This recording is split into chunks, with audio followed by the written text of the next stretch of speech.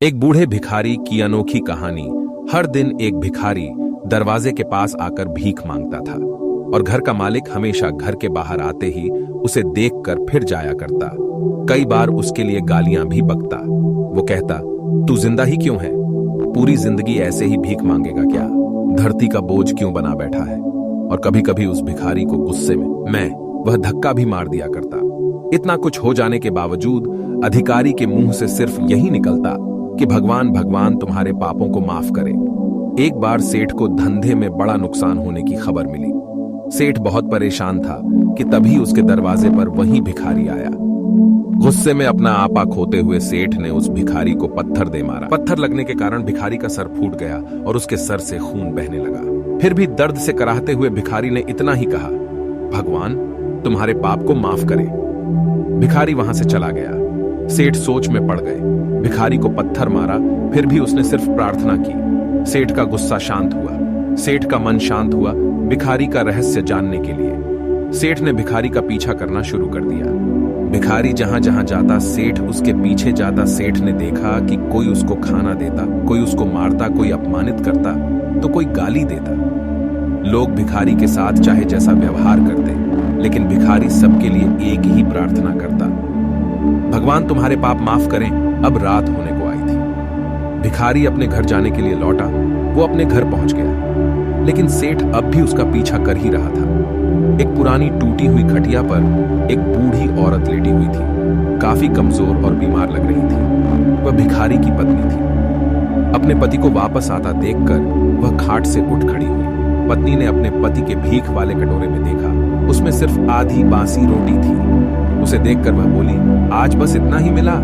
और हाँ, आपके सिर से खून निकल रहा है, ये चोट कैसे लगी? बूढ़ा भिखारी बोला, आज बस इतना ही मिला, किसी ने कुछ दिया ही नहीं। सबने गालियां दी और एक ने तो पत्थर भी फेंका, इसीलिए मेरा सर फट गया। एक गहरी ठंडी सांस लेकर बूढ़ा भिखारी फिर से बोला, यह मेरे ही पापों का फल है।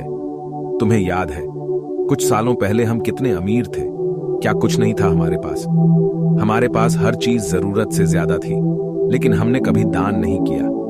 और उससे भी बुरा हमने उस अंधे भिखारी के साथ किया जो हमारे द्वार पर भीख मांगने आया करता था। बूढ़ी पत्नी की आंखों में आंसू आ गए। वह बोली, हाँ, हम उस बेचारे अंधे के साथ बहुत बुरा करते थे। उसका अपमान करते थे। उसे खाने के लिए रोटी की जगह कागज दिया करते। उसका मजाक उड़ाया करते और कभी कभी मारा भी करते। मैंने कभी उसको रास्ता नहीं दिखाए। एक बार मैंने उसके मुंह पर मिट्टी भी फेंकी थी और वह हमेशा दुखी होकर यही कहता कि भगवान तुम्हें तुम्हारे किए की सजा देगा। भगवान तुम्हारे पापों की सजा जरूर देगा। उसका श्राप सच हुआ और हम इस दुख भरी जिंदगी में आ गए। भिखारी बोला, हाँ, उसका श्राप सच हुआ, इसीलिए मैं किसी को बद्दुआ नहीं देता। चाहे कोई मेरे साथ कैसा भी बर्ताव करे, मैं हमेशा उसके लिए प्रार्थना करता हूं। मैं नहीं चाहता कि कोई भी हमारे जैसे जिंदगी का अनुभव करे, किसी को भी हमारे जैसे दुखों का सामना करना पड़े।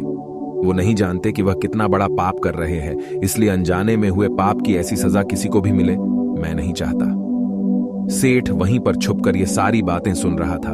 अब उसे सब कुछ समझ में आ गया था। भिखारी और उसकी पत्नी ने वह आधी रोटी मिल बांट कर खाएं और भगवान को धन्यवाद बोलकर सो गए। अगले दिन बड़ा भिखारी फिर से भीख मांगने गया। सेठ के घर के पास जाते हैं। सेठ ने पहले से गर्म रोटी या उसके लिए निकाल कर रखी थी। उसे देते हुए सेठ विनम्रता से बोला, माफ कर दीजिए बाबा, मुझसे बहुत बड़ी गलती हो गई। बूढ़ा भिखारी बोला, भगवान तेरा भला करे।